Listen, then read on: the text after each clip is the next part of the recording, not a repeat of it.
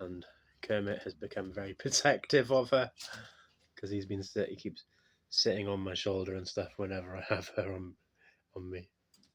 Looking after her, bud, are you? He never does this normally, so it's just really cute that they're in a position where they're both perched on me. He's so tame when it comes to her, and if she's sitting on me, he likes to sit on me as well now. But if I just let him sit on me without her, nope, no chance. So he likes to make sure that she's okay. And if I put her down in her enclosure, he will likely follow. But she's being a bit stubborn, not wanting to get off my hand at the moment.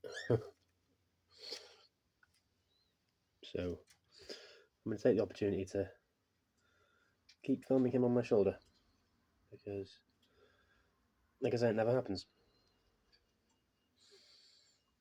But when she leaves, he will as well.